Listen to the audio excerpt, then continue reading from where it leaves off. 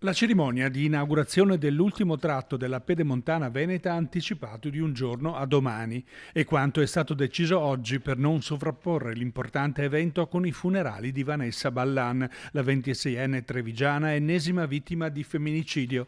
Le esequie infatti si terranno a Castelfranco Veneto venerdì prossimo, giornata per cui è stato proclamato il lutto regionale e giornata confermata anche di apertura effettiva al traffico della Pedemontana.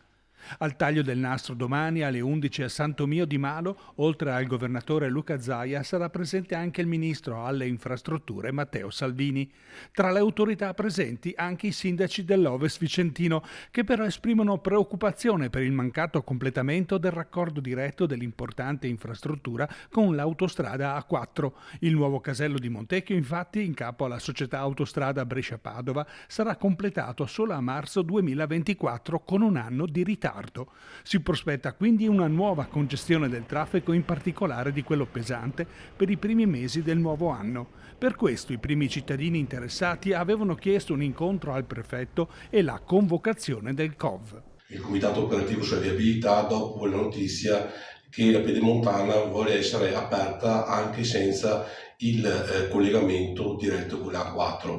Questo perché siamo molto preoccupati di questa situazione e quindi chiediamo al Comitato di esprimersi su possibili soluzioni e su possibili viabilità se esistono. Preoccupazioni legittime sorte dopo l'esperienza patita durante la chiusura del cavalcavia delle Alte per il cantiere dell'alta velocità. A fianco della Pedemontana esistono delle complanari che convogliano il traffico di migliaia di veicoli da tutta la Valle del Chiampo e del Lagno nell'imbuto della rotatoria della viabilità ordinaria, che tornerà molto probabilmente ad essere congestionata con l'apporto anche del traffico della Pedemontana. Bene l'apertura della superstrada Pedemontana Veneta, che è completata. Ci preoccupa però il fatto che non c'è il collegamento diretto tra la superstrada Pedemontana Veneto e l'autostrada A4. Questo comporta sicuramente un aumento del traffico dell'attuale bretella e dell'uscita dell'attuale casello della 4, che è già molto intasato e quindi comporterà un ulteriore intasamento. Perché già in passato abbiamo visto con la chiusura di via Soastene